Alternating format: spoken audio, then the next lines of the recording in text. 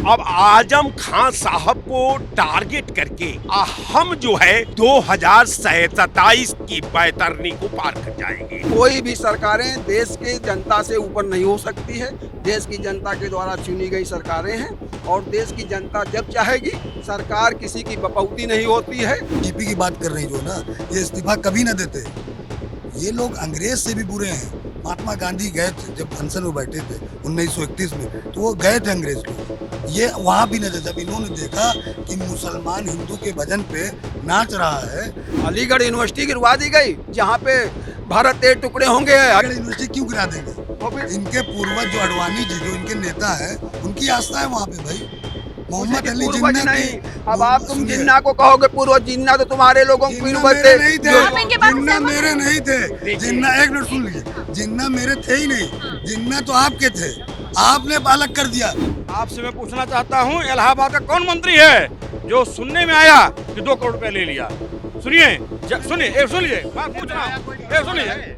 प्रमाण है इनके पास।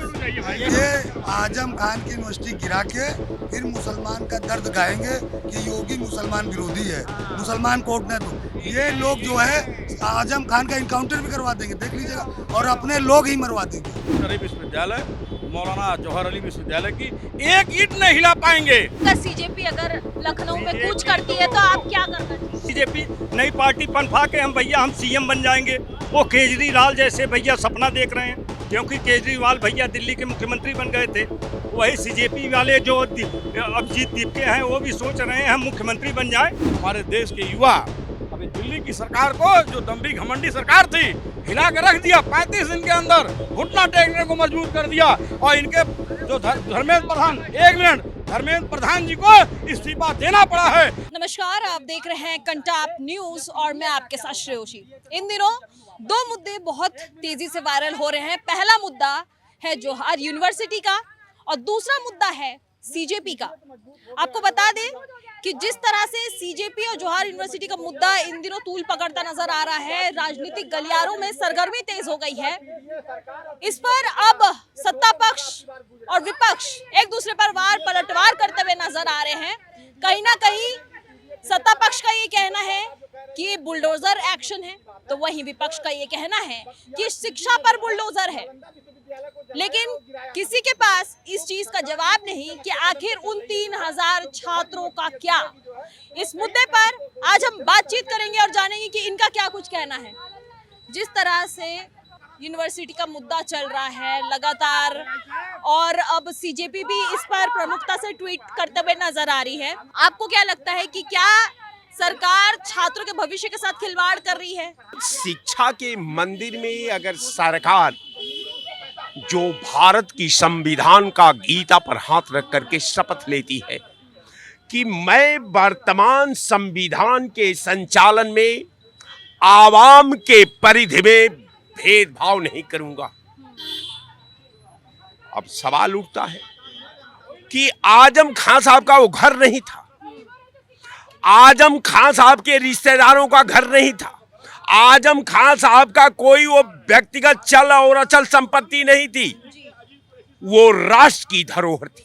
उसमें राष्ट्र के बच्चे पढ़ते थे, उसमें हिंदू के बच्चे पढ़ते थे, मुसलमान के बच्चे पढ़ते थे, ईसाई के बच्चे पढ़ते थे, पारसी के बच्चे पढ़ते थे। फिर सरकार, अगर एक बात है कि सरकार ये डाटा दे रही है कि वो अवैध जमीन पर उसका निर्माण हुआ है, अब बड़ा अजीबोगरीब बात है कि सरकार को समझाने का एक ही तरीका है कि तमाम आप यूनिवर्सिटियों को देख लीजिए, तमाम कॉलेजों को देख लीजिए, तमाम स्कूलों को देख लीजिए, ये निश्चित तौर पर ज्यादा से ज्यादा ये दान के जमीन पर जो है यूनिवर्सिटी और स्कूल और जूनियर हाई स्कूल निर्माण कराए गए हैं।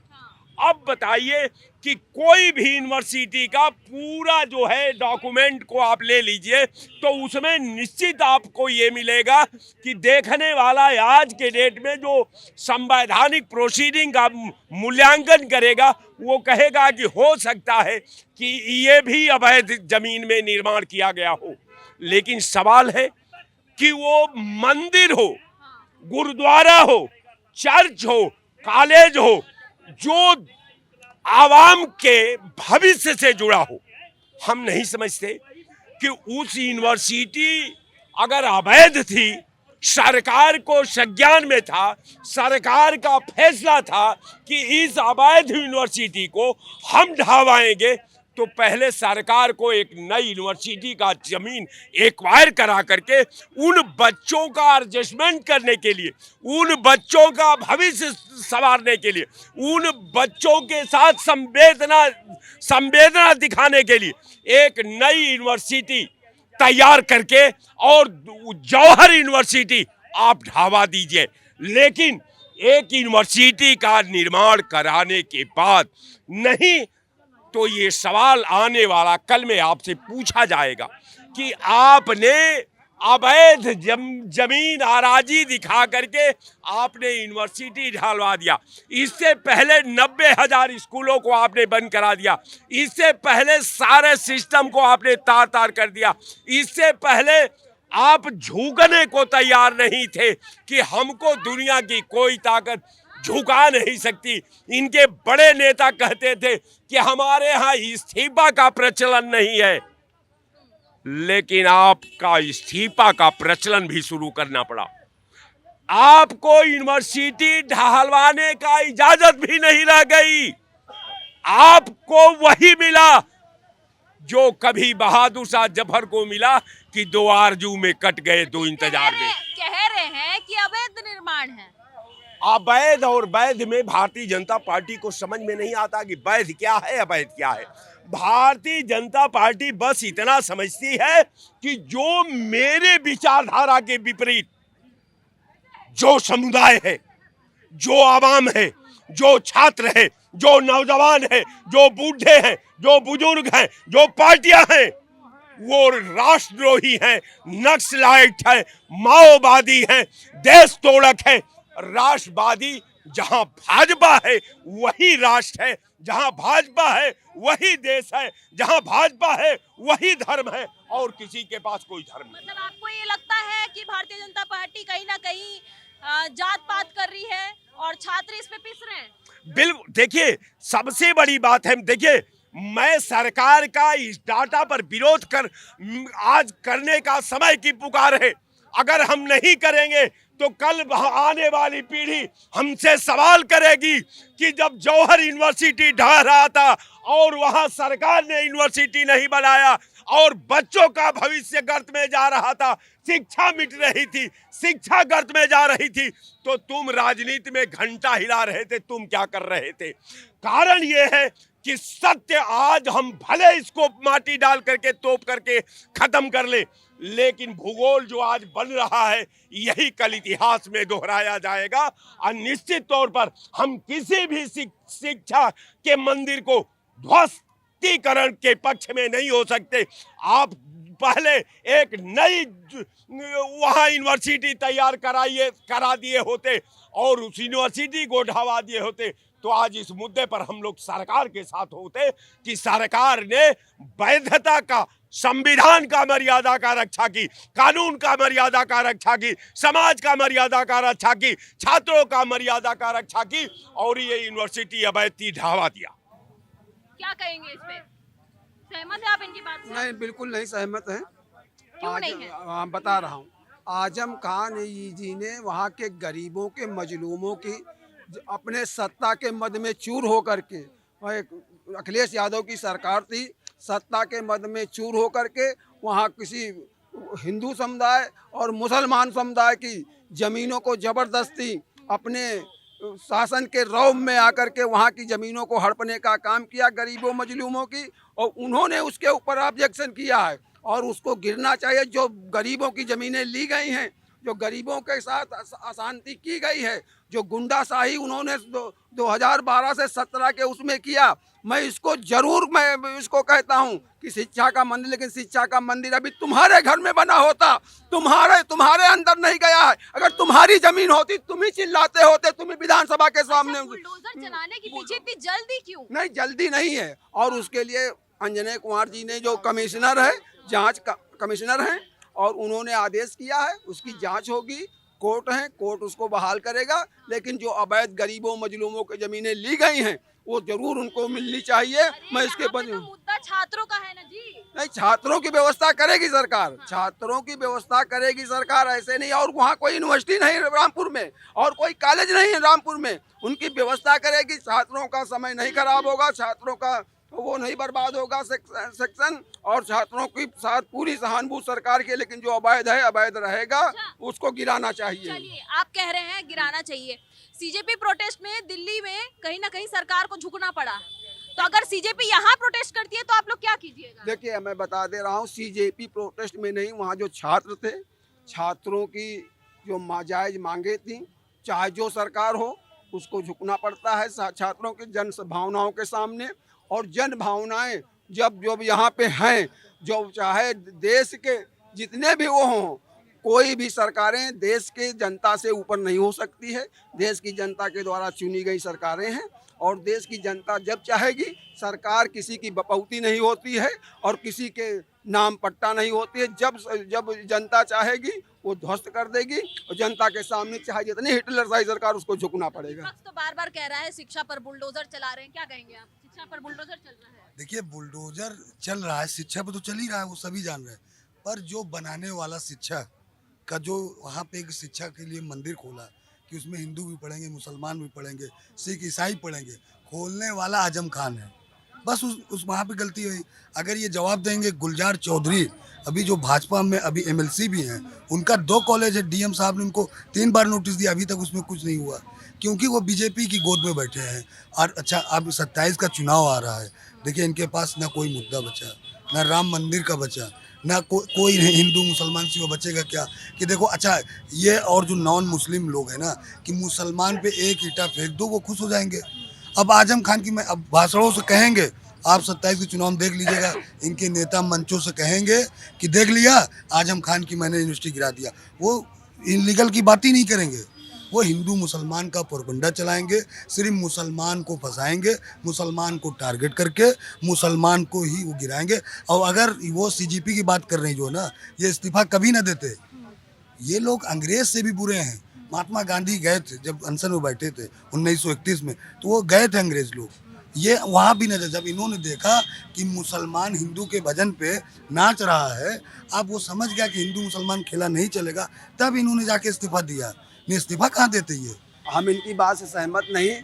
अलीगढ़ यूनिवर्सिटी गिरवा दी गई, अलीगढ़ यूनिवर्सिटी गिरवा दी गई, जहाँ पे भारत के टुकड़े होंगे 1000, तो समझ गए, चाहे अलीगढ़ यूनिवर्सिटी में वो थे। और जहाँ जो अवैध होगा वो गिराया जाएगा, जो अवैध होगा, इन लोगों की यही मानसिकता रहेगी देश के साथ, उसको गिराया जाएगा, उसमें कहीं नहीं, चाहे जिसकी हो। अलीगढ़ यूनिवर्सिटी क्यों गिरा देंगे? इनके पूर्वज जो अडवाणी जी, जो इनके नेता हैं, उनकी आस्था है वहाँ पे भाई। मोहम्मद अली जिन्ना नहीं, अब आप तुम जिन्ना को कहोगे पूर्वज, जिन्ना तो तुम्हारे लोगों के पूर्वज थे। जिन्ना मेरे नहीं थे, जिन्ना, एक मिनट सुन लीजिए, जिन्ना मेरे थे ही नहीं, जिन्ना तो आपके थे, आपने अलग कर दिया। हम जिन्ना के तो हमने अलग किया। सुनिए, अरे 90% लोगों ने वोट किया है, तब और गांधी जी ने देश को बर्बाद कर, अंग्रेज समझ, और अंग्रेजों के कसकी सरकार कौन सी पार्टी थी? देखिए आचार्य जी, देखिए, इन लोगों को एन केन प्राकेन आजम खान में इन लोगों का भविष्य दिखता है कि आजम खान ही अब एकमात्र रास्ता इनके लिए बचे हैं कि अब आजम खान साहब को टारगेट करके हम जो है 2027 की बैतरनी को पार कर जाएंगे।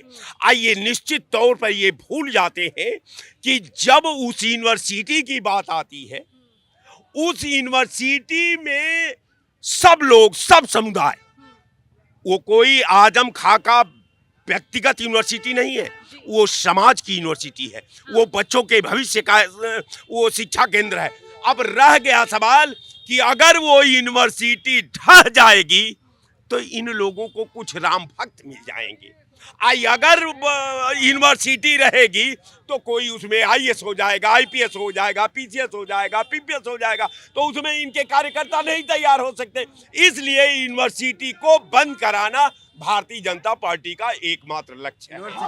हमारे कार्यकर्ता तो हर जगह देशभक्त जितने हैं वो पूरे देश में हैं, जो देशभक्त हैं, जो देश को इसी सरजमी को। इनका ये कहना था कि राम भक्त को आप लोग इकट्ठा कर रहे हैं, बात सही है? नहीं, हम राम भक्त पूरा देश है, हम तो हैं ही इसलिए बोल रहे हैं। वो तो इकट्ठा हो जाए, नहीं कतई नहीं इकट्ठा। ये इन लोगों की मानसिकता है, इन लोगों की गंदी मानसिकता है, जो इन लोगों ने तुष्टीकरण की राजनीति समाजवादी पार्टी कांग्रेस ने किया है अभी तक का। अब वो भारतीय जनता पार्टी सबका साथ, सबका विश्वास, सबके विकास पे आधार रखती विश्वास रखती है। और किसी भी योजना का लाभ कोई माई का लाल आग बता दे कि इस बिरादरी को नहीं मिला है, जो उसका पात्र रहा उसको भारतीय जनता पार्टी की सरकार में उसका लाभ मिला है, चाहे उसको शौचालय भी हो, चाहे उसका गृह निर्माण हो, चाहे उसको कन्याधन हो, चाहे जो भी सरकार की योजनाएं रही, अगर वो पात्र रहा हो, चाहे जिस बिरादरी का रहा हो, हमको वोट दिया हो ना हो दिया हो, हाँ, लेकिन उसका लाभ मिला है। ये लोग सिर्फ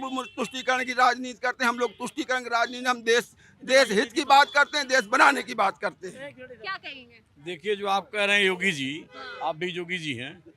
इस देश का नागरिक जो भी होगा, चाहे जिस जाति का होगा, चाहे जिस समुदाय का होगा, चाहे किसी धर्म जात का होगा, सारा योजना का लाभ लेने का अधिकारी है। इस नाते है वो भी जीएसटी भरता है, टैक्स देता है, इस देश का नागरिक है। आप कोई एहसान नहीं कर रहे हो। अगर देश कर्जे में है तो वो प्रति व्यक्ति भी कर्जे में है, चाहे मुसलमान हो, चाहे ईसाई हो, चाहे हिंदू हो, सभी लोग कर्जे में हैं। ऐसा नहीं है कि हिंदू धर्म के लोग हैं वही कर्जे में हैं, सारे लोग कर्जे में हैं। रहा सवाल, आप बात कर रहे विश्वविद्यालय, मौलाना जौहर अली विश्वविद्यालय की, एक ईंट नहीं हिला पाएंगे, क्योंकि ये देश, सुनिए, कार्यपालिका, व्यवस्थापिका, न्यायपालिका जो हमारी व्यवस्था है, आप ठीक है प्रयोग करेंगे, सत्ता का दुरुपयोग करेंगे, लेकिन न्यायपालिका भी है। लेकिन लोकतंत्र में हमारे देश के युवा, अभी दिल्ली की सरकार को, जो दम्भी घमंडी सरकार थी, हिला के रख दिया। 35 दिन के अंदर घुटना टेकने को मजबूर कर दिया। और इनके जो धर्मेंद्र प्रधान, एक मिनट, धर्मेंद्र प्रधान जी को इस्तीफा देना पड़ा है। आवाज सुन लीजिए, जो जनमानस में विपक्ष बोल नहीं पाता था, आज विपक्ष के सामने माननीय अखिलेश यादव पार्लियामेंट से लेकर सड़क तक घुटना टेकवा दिया है, घुटना टेकवा दिया है। सुनिए, घुटना टेकवा दिया है। जंतर मंतर पर गए थे अखिलेश यादव जी, डिम्पल यादव गई, सभी पार्लियामेंट मेंबर हमारे सब गए, सारे लोग गए, वहाँ सेवा किया लोगों का। और मैं बता रहा हूँ, मौलाना जौहर अली विश्वविद्यालय को अभी 45 विधायकों का जत्था गया था, वहाँ कलेक्टर साहब से मिला है। अभी 25 मेंबर ऑफ पार्लियामेंट गया था, अभी सब लोग मिलकर के आए हैं।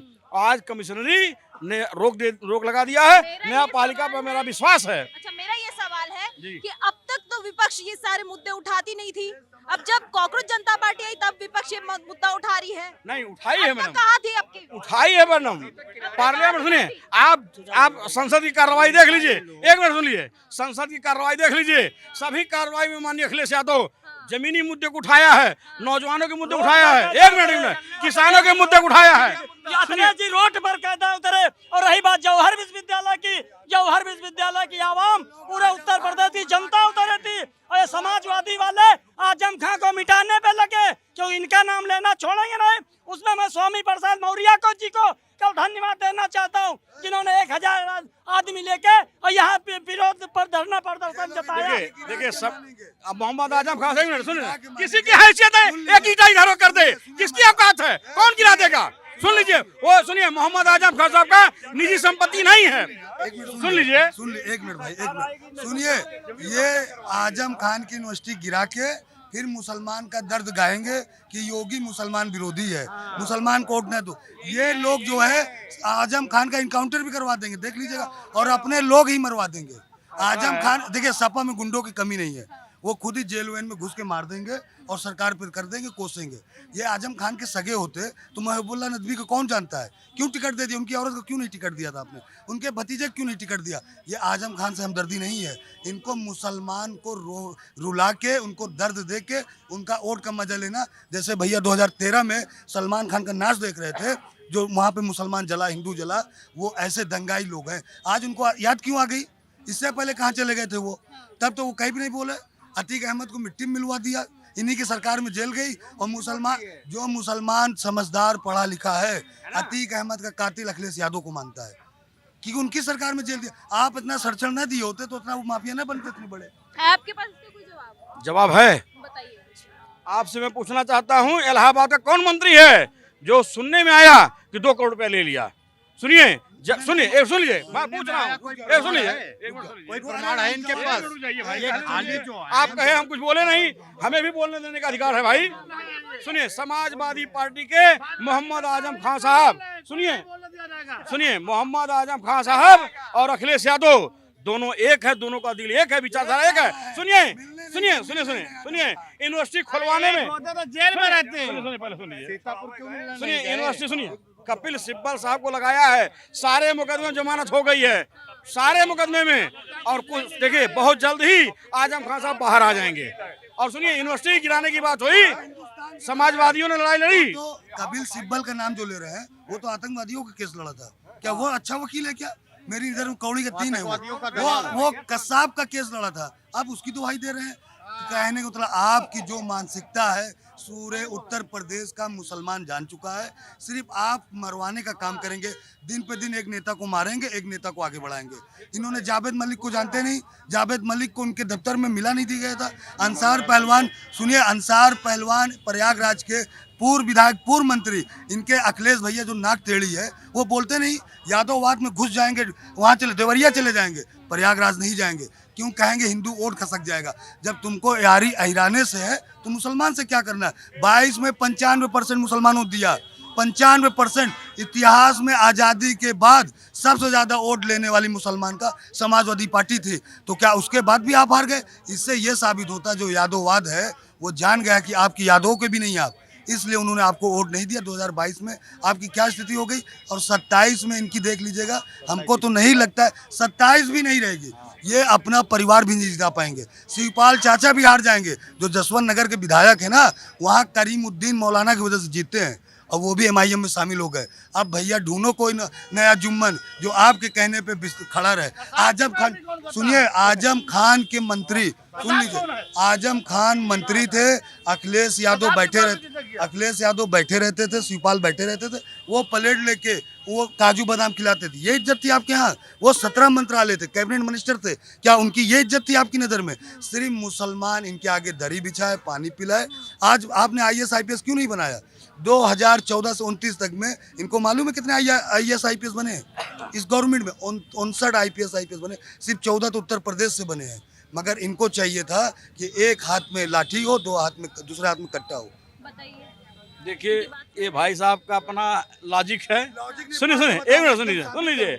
समाजवादी पार्टी 1989 से लेके आज तक 2 दिनों का संबंध है, विचारधारा मिली हुई है। सारे मुसलमान समाजवादी पार्टी के साथ हैं, और मुसलमान ही नहीं, हिंदू हमारे साथ खड़ा है। 24 में चुनाव हुआ है, एक मिनट, 24 में चुनाव हुआ है। हिंदू मुसलमान की बात कहाँ से? ये तो छात्रों की बात हमेशा रहेगी। सुनिए, ये छात्रों की बात आ रही है तो हिंदू मुसलमान सर, सुनिए मैडम, बाबू साहब एक मिनट रुक जाओ यार, आप सुनो भैया मेरे साहब, मेरे सुनिए, एक मिनट सुनिए। हम मुसलमानों के मुद्दे पर लड़ने वाले इंसान हैं, हम ब्राह्मणों के मुद्दे पर लड़ने वाले इंसान हैं, हम जुर्म के खिलाफ लड़ने वाले इंसान हैं।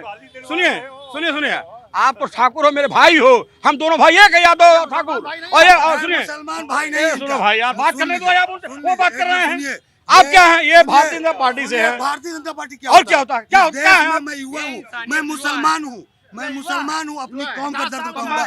मैं उस